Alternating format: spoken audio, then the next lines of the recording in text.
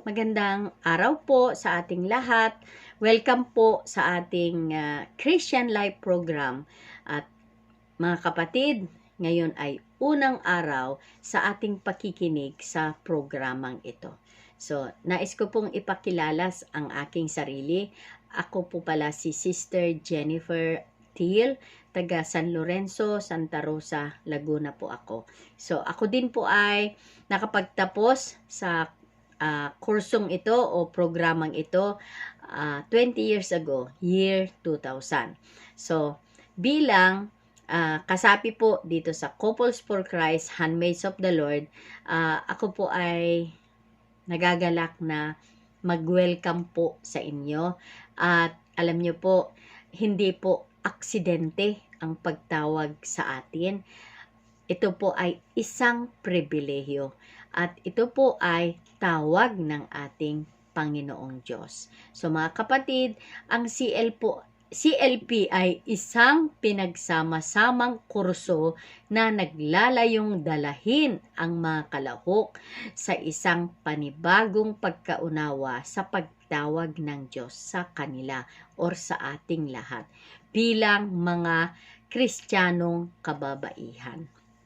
Okay po, ito po ay ginaganap sa loob ng 12 magkakahiwalay na session na karaniwan minsan po ay ginaganap sa isang linggo or depende po kung ano po yung pinag-usapan po natin. So, ang karamihan sa mga session ay may 3 bahagi. Una po, isang pagtuturo. Pangalawa, isang pangkat talakayan. At pangatlo, panahon para sa pakikisalamuha natin. So, ang bawat session ay karaniwang tumatagal ng may 2 oras o 2.5 hours. So, mga kapatid, nais ko pong ipahayag sa inyo kung ano po ang mga layunin ng CLP na ito o Christian Life Program na ito. So, una po, para sa individual, dinadala nito ang tao o tayo sa isang mas matibay na ugnayan sa Diyos sa pamamagitan ng pagtuklas at mas lubusang pagsasabuhay ng kapangyarihan at mga kaloob mula sa Espiritu Santo. Okay po. So, ang pangalawa, para po sa pamilya, dinadala nito ang mga mag-asawa o mag-anak sa isang panibagong tipan para sa isang Kristiyanong pamilya at sinisimulan nitong itatag ang isang pamayanan ng mga nakatalagang pamilyang Kristiyano. So, ang pangatlo po, para sa simbahan. Dinadala nito ang mga tao o tayo ng isang parokya sa isang mas lubos na pagkaranas ng buhay sa Espiritu Santo. Bunga nito mga kapatid ay pinapalakas at pinasisigla nito ang komunidad sa parokya. So yun po ang gagawin po ng ating Panginoon sa pag-attend po natin o pakikinig po natin sa lahat po ng session. So mga kapatid, excited po ba tayo? Ay, opo, dapat po ay excited po tayo kasi marami pong gagawin ng ating Panginoon sa ating buhay sa bawat session na ating pakikinggan. So, ano po ang nilalaman ng CLP?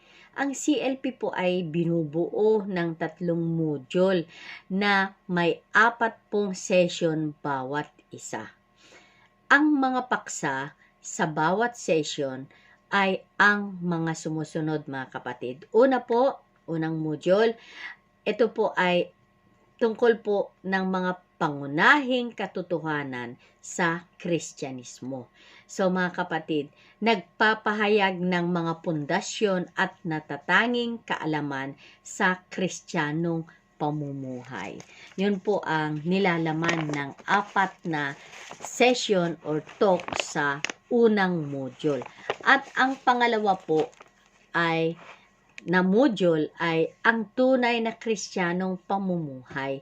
Dito po ay may 4 din pong session na nagpapahayag ng uri ng pamumuhay kung saan tayo ay tinatawag ng Diyos. At ganun din po sa katanungan na kailangan sa pagtanggap kay Jesus, or ang ating katugunan na kailangan sa pagtanggap natin kay Hesukristo. So mga kapatid, may 4 din pong session ito. At yun pong 3 module, ito po yung ang pamumuhay natin bilang Kristiyano na puspos ng Espiritu. So, may 4 din pong session ito. So, ito po ay nagtutulak sa ating na ialay ang ating buhay kay Jesus. So, mga kapatid, yun po ang 12 sessions na ating pakikinggan. So, ang unang 4 na session, uulitin ko po, ito po ay bumubuo sa unang module ng CLP, ay nagpapahayag ng mga natatanging kaalaman tungkol po sa Kristiyanong pamumuhay. So, ito po ay pangunahing pundasyon ng teolohiyang Kristiyano.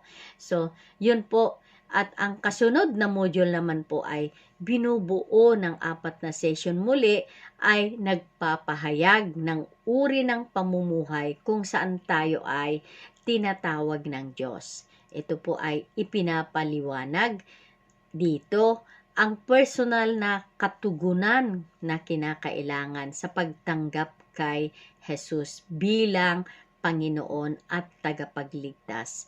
At mga kapatid, tinutulungan tayo na iakma ang ating buhay sa paligid ni Jesus. Amen? So, ang 3 po at huling module ay tumutulong sa atin ng taimtim na maialay ang ating buhay kay Hesukristo. So, yun po ang 3 module. Hindi ko po pwedeng isa-isahin ang mga sessions dahil po per session, meron po tayong nakatalagang mga speakers. So, mga kapatid, inaanyayahan tayo kayong lahat na dumalo sa bawat module. So, nawa po mga kapatid ay pahintulutan natin ang ating Panginoon na mangusap sa ating lahat or sa inyo sa bawat session, mga kapatid. So, maging bukas sa mga pagbabagong gagawin ng Diyos sa inyong buhay habang idinadaos ang programang ito. Tinitiyak ko, mga kapatid, na hindi po tayo mabibigo. At again, gusto ko pong uulitin na sasabihin na ito po ay isang malaking pribilehiyo para sa ating lahat. Amen, mga kapatid. So, tayo po ay pupunta sa unang session na ang pamagat po ay pagmamahal ng Diyos. So, hayaan po nating ibigay sa ating Panginoon at mauunawaan po natin kung gaano tayo kamahal ng ating Panginoon. Na ang simula, binasag ng Diyos ang nakakabinging katahimikan ng sansinukuban na pinagpaliwanag niya ang nakakabulag na kadiliman nito. So, pinuno niya ang walang hanggang kahungkagan nito. Mga kapatid, ibig sabihin, ginambalan niya ang tunog ng katahimikan. Ginawa niya ang lahat ng ito upang ipakita at ibahagi ang kanyang pagmamahal. At ito ay sapagkat ang pagmamahal ay hindi po pagmamahal kung hindi ito ibinabahagi. So, ang pagmamahal ng Diyos, mga kapatid, ay mapanglikha. So, balikan po natin sa Book of Genesis kung paano po tayo nilikha or paano nilikha ng ating Panginoon ang mundo. So, matatagpuan po natin sa Biblia sa unang libro po ng Genesis, ang aklat ng paglikha, na ang simula sa pagkaunawa sa pagmamahal ng Diyos, mga kapatid, dahil po dito ang Diyos ay pagmamahal. Natural sa Kanya ang lumikha upang maibahagi ang pagmamahal na ito. Ito po ang mababasa po natin sa Genesis chapter 1 verse 1 to 31, na sa loob po ng 5 araw, nilikha ng Diyos ang langit at ang mundo, ang tubig at ang lupa, ang mga hayop at mga halaman. At pagkatapos na ilarawan ang mga nilikha ng Diyos, ay nakita ng Diyos kung gaano ito kabuti, mga kapatid. So, ano po ang ginawa niya? Pagkatapos na ika-6 na araw, nilikha ng Diyos ang lalaki at babae. Ito po ay mababasa po natin sa Genesis 1 verse 27, na pagkatapos po malikha ng Diyos ang lalaki at babae, tinignan ng Diyos ang lahat niyang ginawa at nakita niyang napakabuti nito. Ito po ay mababasa po natin sa Book of Genesis chapter 1 verse 31. So, pagkatapos malikha ng Diyos ang kalangitan at ang mundo, mga kapatid, ang lupa at tubig, ang mga hayop at halaman, nakita niyang mabuti ang mga ito. Ngunit pagkatapos nalalangin ng Diyos ang lalaki at babae, nakita niyang ang lahat ng nilikha niya ay hindi lamang po mabuti, kundi napakabuti. So, kaya't nilikha ng Diyos ang tao na kawangis niya. So, sa makadiyos na larawan, nilikha niya ito. Wala nang iba panghihigit na pagpapakita ng pagmamahal ng Diyos sa atin kaysa ang pagiging nilikha na kawangis ng Diyos. Tayo po ay nilikha niya na kawangis natin po siya. So, mga kapatid, sa madaling salita, sa paggamit ng kalayaang bigay ng Diyos sa atin, alam niyo po ang ginawa ng tao, itinakwil ng tao ang lumikha sa Kanya sa pamamagitan po ng kasalanan. So, mula noon, ang tao ay patuloy na nagkasala sa Diyos at tinalikdan ang Kanyang mga paraan. So, ngunit, mga kapatid, alam niyo po, ang pagmamahal ng Diyos ay hindi kumukupas sa kabila ng pagiging makasalanan ng tao.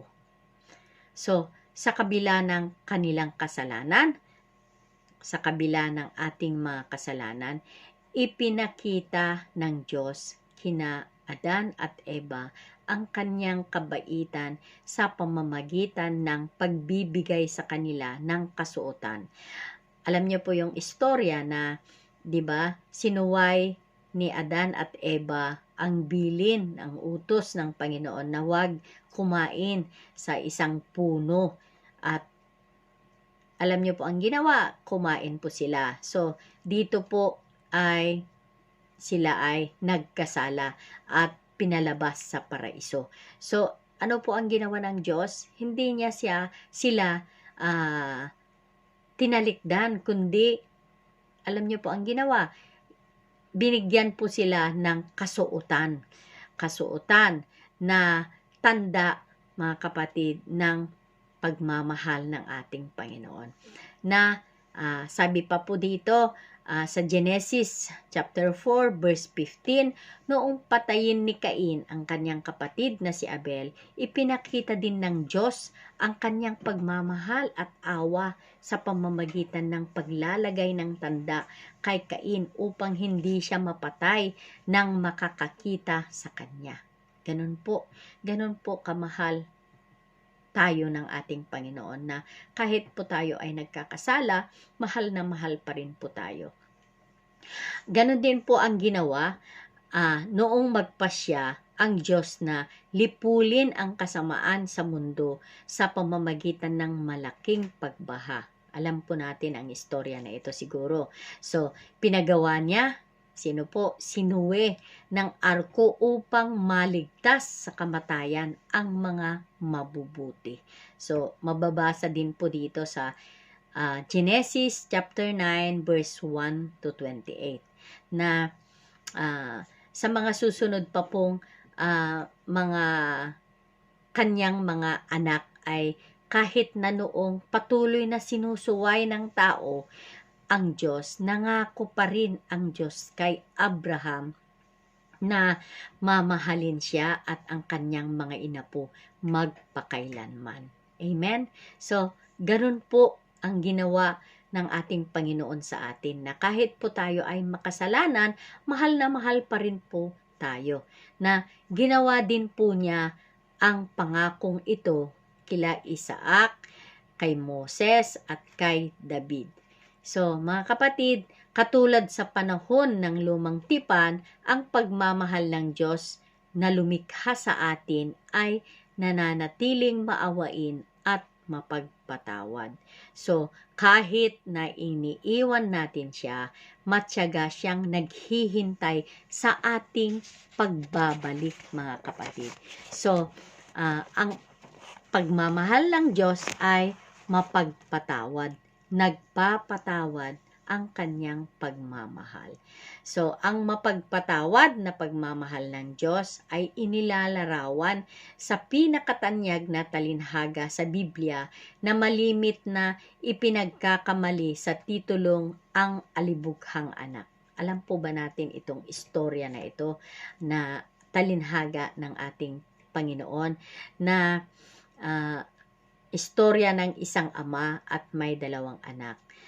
Ang talinghagang ito ay tunay namang patungkol sa ama na may dalawang anak na lalaki. At ang pinakasentrong tauhan sa talinhagang ito ay hindi naman ang nakakabata o ang nakakatandang anak, kundi ang ama.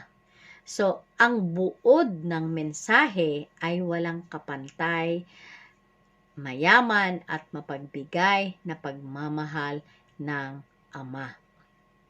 Hindi lamang para sa nakakabata, kundi pati sa nakakatandang anak.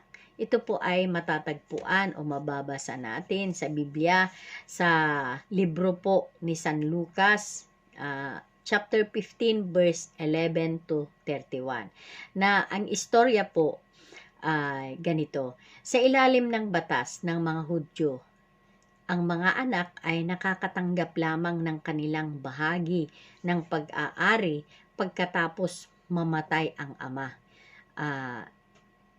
Makakatanggap lamang po ng mana pagkatapos mamatay ang ama. Sa pamamagitan ng paghingi sa kanyang mana, ang nakakabatang anak o bunsong anak ay nagpahiwatig na parang sa kanya ay patay na ang kanyang ama. So, inaasahang hindi na siya magbabalik. Ano po ang ginawa? Dito po sa Lucas chapter 15 verse 12, ano po ang ginawa? Kinuha niya po ang mana niya na kahit buhay pa ang kanyang ama. So, ang ama, ibinigay niya ang mana sa kanyang bunsong anak. So, alam niyo po, ngunit ang ginawa ang nakakabatang anak ay sobra pong naghirap ito. At ang ginawa po, nilustay ang pera at lumayo sa malayong lupain. At alam niyo po ang nangyari sa kanya, naghirap po siya at noon po siyang naghirap na wala na po siyang makain, nalustay na niya ang kanyang mana, nagpasya siyang bumalik sa kanyang ama at ang ginawa, naghanda siya ng 3 sasabihin na ang unang inihanda niyang sasabihin ay, Ama, nagkasala ako sa langit at sa inyo. So, ito po ay mababasa po sa Lucas 15 verse 18. At ang pangalawa po na inihanda niyang sasabihin sa ama ay, hindi na ako karapat dapat na tawaging anak mo. At pangatlo, ituring mo na lamang akong isa sa mga upahan mong manggagawa. So, mga kapatid, alam niyo po, noon po siya ay sobra nang naghirap sa kanyang pinuntahan na malayong lugar, ay naghirap talaga siya na hanggang sa wala na siyang makakain, at pati po yung pagkain ng baboy ay kinakain na niya, at kaya't nagpasya siyang bumalik sa Ama, at yung tatlong salitang yon ay kanyang inihanda para sasabihin sa kanyang Ama. At ang talinghagang ito ay nagtataglay ng isang pariralang nagpapakita ng katangian at kalakhan ng pagmamahal ng Ama. Habang siya ay malayo pa, nakita siya ng Ama. Ito po yung istorya. Sa Lucas 15 verse 20, sabi po dito, isipin po natin, marahil ay nagkataon lamang na nasa labas ng bahay ang Ama noong papasok na ang anak sa kanyang bakuran. Ngunit mas madaling ipalagay na ang Ama ay patuloy na laging nakatingin sa labas ng kanyang bakuran mula nang umalis ang anak. Nasabik siya ng husto sa anak. Kaya sa tuwing umaga, paglabas pa lamang ng araw ay nakatayo na siya sa harapan ng kanyang bahay at tumitingin sa malayo, at itinatanong sa sarili, ngayon ba darating ang aking anak? At pagkatapos ng tanghalian, ganun pa rin. Gayon na naman ang kanyang tinatanong, ngayon ba siya babalik? At bago dumilim, ganun pa rin. Tatanaw na naman siya sa labas, umaasang makakakita ng isang pamilyar na katauhan at tahimik na bubulong. Ngayon ko ba makikitang muli ang aking anak? So, ganun po kasabik ang Ama. Mahal na mahal ng Amang ito ang kanyang anak, kaya't patuloy siyang naghihintay. So, regular po siyang nagbabantay sa daan patungo sa kanyang bahay, at ito ang dahilan kung bakit kahit na malayo pa ang kanyang anak ay nakita na niya. So, ito ang dahilan kung bakit nasa labas lagi ang tatay o ang kanyang ama sa kanyang bahay noong bumalik ang anak. Hindi na niya hinintay pang makalapit ang kanyang anak. Tumakbo siya upang salubungin ito. At alam niyo po, ang maraming ama ang naghihintay at umaasa, hihingi ng paumanhin ang anak. Ngunit hindi ang amang ito, mga kapatid, mahal na mahal niya ang kanyang anak nang walang pasubali. Kaya't niyakap at hinalikan ito kahit gaano ito kadumi. Ito po ay mababasa po sa Lucas chapter 15 verse 20. So, alam niyo po ang nangyari, pautal na sinabi ng anak ang inihanda niyang mga pangungusap na may tatlong bahagi. So, nasabi niya ang unang dalawa, ngunit hindi ang ikatlo. Pinigilan na siya ng kanyang ama. So, hindi niya mapapayagang ang anak niya ay magsabing ituring na lamang siyang utusan. So, ang tanging gusto niya ay malaman ng kanyang anak na mahal niya ito. At mga kapatid, oo, hindi bilang utusan kundi isang minamahal na anak.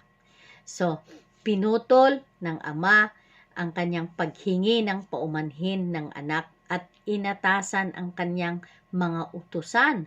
Bigyan ito ng pinakamagandang damit upang ipakitang siya ay binibigyan ng pinakamataas na pagtingin, at lagyan din ng singsing ang kanyang mga daliri upang ipakitang meron itong otoridad bilang isang anak, at lagyan ng sandalyas ang mga paa upang ipakita siya ay isang anak at hindi isang alipin. Amen? So, mga kapatid, ah, dumating ang nakakatandang anak at mula sa pagtatrabaho sa bukid at ayaw pumasok. Muli ang ama na nagmamahal ng pantay sa dalawang anak ay kusang sumalubong upang aliwin ito. At alam nyo, ayaw tawagin ng nakakatandang anak ang kanyang kapatid bilang kapatid. Kundi, alam nyo ang itinawag niya, yung anak. Kaya't siniguro ng ama na sa nakakatandang kapatid ang kanyang pagmamahal. Na alam niyo po ang sinabi dito po sa Lucas chapter 15 verse 25 to 31, sinabi po ng ama sa kanyang nakakatandang anak, "Anak ko, ang lahat ng akin ay sa iyo." Anong kasiguruhan ito, mga kapatid? Ang talinhagang ito ay isang paglalarawan ng pagmamahal ng Diyos. Isang Diyos na marudub na nagmamahal sa kanyang mga anak, na umaalis at bumabalik at yaong nananatili at sumusunod.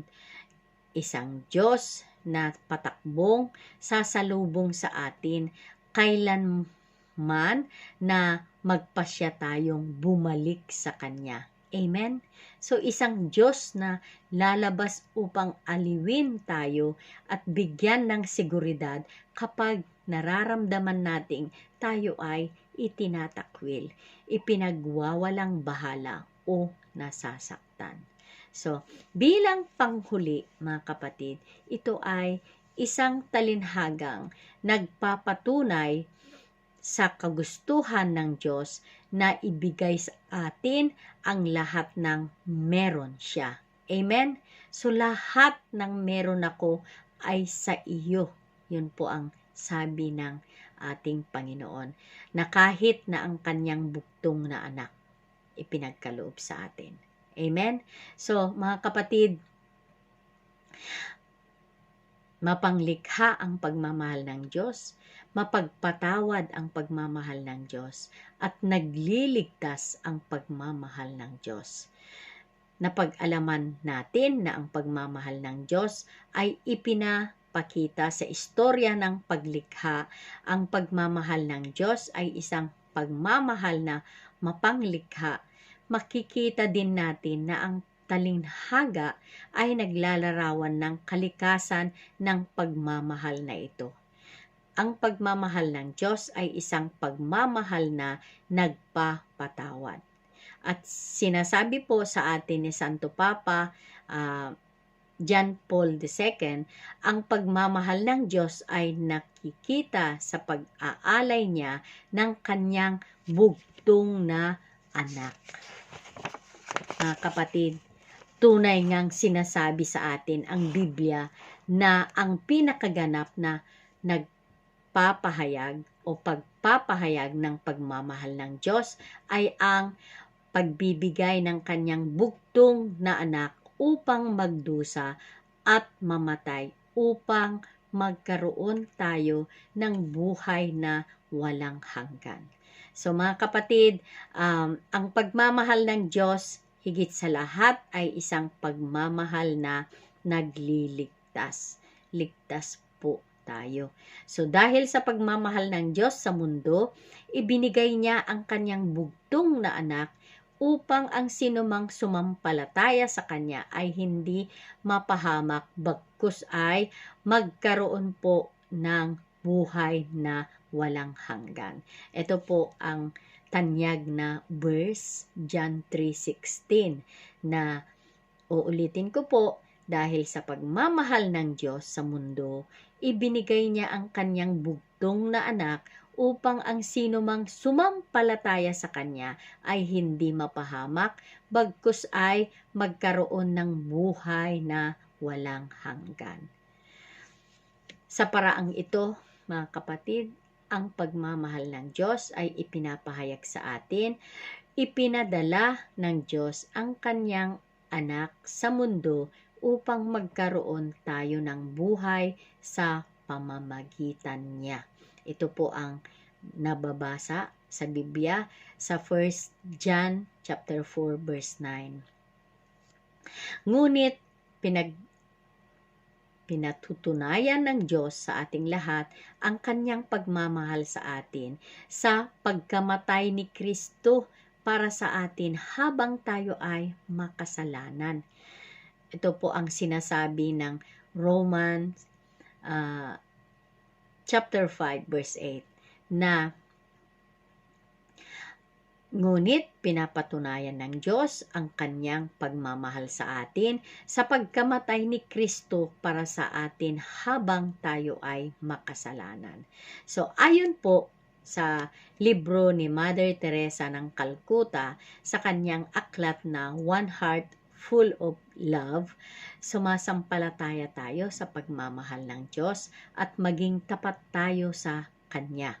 At kapag tumingin tayo sa cross, makikita ninyong nakatungo ang kanyang ulo upang halikan kayo. Makikita ninyo ang kanyang mga bisig na nakaunat upang yakapin kayo. Makikita ninyo ang kanyang pusong nakabukas upang tanggapin kayo. Sumahal niya tayo sa kabila ng ating pagiging dukha at makasalanan. Tandaan po natin mga kapatid, tayo po ay mahal ng ating Panginoon sa kabila ng ating pagiging dukha at makasalanan. So ang pagmamahal niya po ay tunay at dapat na sumampalataya tayo sa kanyang pagmamahal. Amen?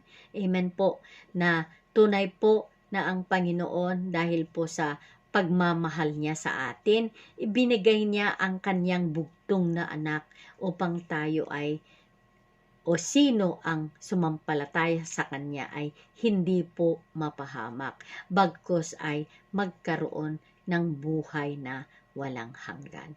So, mga kapatid, tayo ay ang nakababata at nakakatandang anak sa talinhaga. Ilan sa atin ay kinuha na ang ating mana at iniwanan ang Diyos. Uulitin ko po, ilan sa atin ay kinuha na ang ating mana at iniwanan ang Diyos. So, ang iba naman sa atin, bagamat nanatili, ay naging mapagmagaling naman. Sino man sa kanila tayo, tunay tayong minamahal ng Diyos. Kagaya ng nakababatang anak, kailangan nating magising at bumalik sa Diyos na matyagang naghihintay sa atin. Amen mga kapatid? Kailangan po natin magising at bumalik sa Diyos na matyagang naghihintay sa atin. Hindi katulad ng nakakatandang anak, hindi tayo dapat manibugho sa ating mga kapatid o mag-aatubiling tanggapin ang anyaya ng Diyos na sumama sa pagdiriwang. So, ang lahat po, ang pagmamahal ng Diyos ay nasasalamin sa kanyang paglikha. At ang pagmamahal ng Diyos ay inilalarawan sa talinhaga ng Ama at ng kanyang dalawang anak. Ngunit mga kapatid, ang pinakaganap na pagpapahayag ng pagmamahal ng Diyos ay ang pagpapadala ng kanyang anak upang magdusa at mamatay upang magkaroon tayo ng buhay na walang hanggan. Kaya tayo po, kailangan natin makilala kung sino talaga ang kanyang anak. Amen mga kapatid. May God be praised. So, yun po ang ating napakinggan ang pagmamahal ng ating Panginoon Diyos. So mga kapatid, gaya ko rin po na noong ako po ay naimbitahan po dito po sa Christian Life Program, wala po akong mga kaibigan, wala po akong kilala sa aking mga kapitbahayan, meron lamang pong isang nag-imbita sa akin. So, nagustuhan ko po nung ako po ay umattend. Sa una pa lang po, yun pong 4 na klase ng tao dito sa mundo. Grabe mga kapatid, grabe ang pagkilos ng ating Panginoon sa aking puso. Nabago po ang aking buhay. Dito ko po naranasan ang totoong pagmamahal, totoo pong mga kaibigan, mga kapatid, pinayaman ng ating Panginoon ang aking puso na magmahal sa aking kapwa. At dito po, totally nabago ang aking pananaw sa aking buhay. So, gaya po ng istorya ng aking buhay na ako po ay dati pong asawa ng isang Muslim at naging Islam po ako, nagpa-convert po akong naging Muslim ng almost 15 years. Kasi po 15 years ko pong asawa ang isang Muslim at ito po ay taga sa ibang bansa. Alam niyo po, pag uwi ko po dito sa Pilipinas, ang dami ko pong panaginip, napanaginipan ko ang ating Panginoon na ako po ay tinatawag. Ako po ay nagtatakbo sa malayong napakagandang lugar na punong-puno ng halamanan. At alam niyo po, parang hindi ko po sukat akalain na maimbitahan po ako sa programang ito. At di ko po maikukwento ang lahat, pero po tinitiyak ko po na mababago po ang ating pananaw sa ating buhay at magiging ganap ang ating pamumuhay sa pamamagitan ng pagkilos ng banal na espiritu na gaya po ng mga nabanggit kong una. Kaya mga kapatid, sobra pong kagalakan sa aking puso sa pag-attend po at napakinggan ko po ang lahat ng mga session, ang mga talks. Alam niyo po, wala po akong absent. At ito po, gusto ko pong i-share na sabi po nung isang speaker na kayo ngayon sa araw na ito, sa unang pagdalo nyo, humingi kayo sa ating Panginoon. Isulat nyo ang lahat ng inyong mga karamdaman, nararamdaman, na gusto nyo pong mabago sa inyong buhay. At alam nyo po, ginawa ko po yun. Isinulat ko ang lahat ng aking problema, ang lahat ng aking gusto. At alam nyo mga kapatid, true enough, ang Panginoon ay nandyan. Kasama po natin. Nakikinig po siya. At gusto po niyang kakausapin po natin siya. At mga kapatid, gaya po ng sabi kanina, na maaari natin hilingin ang ating gusto sa ating Panginoon sapagkat siya ay nagmamahal po sa atin. At naramdaman ko po na ako po ay sobrang makasalanan. Ako po ay ang dami-daming kasalanan. Marami po akong nagawang karumal-dumal na kasalanan. But alam nyo mga kapatid, naranasan ko po ang totoong pagmamahal ng Panginoon, ang kapatawaran ng aking mga kasalanan. At tunay po ang pagmamahal ng ating Panginoon ay ipinagkakaloob sa lahat at wala po siyang pinipili. Ako po ay naging makadiyos, natuto pong magdasal, at alam niyo po, inayos ng ating Panginoon ang aking pamumuhay. Hindi lamang po ako, pati po ang aking pamilya, at tuluyan po akong, sa madaling salita, tuluyan pong hiniwalayan ko po ang aking asawa na Muslim at nag-divorce po kami bago po ako umattend po dito sa Christian Life Program. So, may plano talaga ang Panginoon sa aking buhay. At totoo po na hindi po aksidente ang aking pag-attend dito po sa Christian Life Program. Isa po itong napakalaking pribilehiyo sa aking pamumuhay. Na hanggang sa ngayon mga kapatid, panatag ang aking pamumuhay. Inayos ng Panginoon ang lahat-lahat ng mga gusot sa aking buhay. At hindi lamang po yun, pinayaman po ako ng espiritual na pamumuhay ko. At alam niyo po, kapag po tayo ay lumapit, tanggapin ang ino-offer ng ating Panginoon, ang kanyang paanyaya ay pagbibigyan po natin ng ating Panginoon at i-surrender po natin ang ating buhay sa Kanya. Alam niyo mga kapatid, hindi lamang po espiritual na pamumuhay ang yayaman sa atin. Lahat po ng antas ng ating pamumuhay ay aayusin ng ating Panginoon.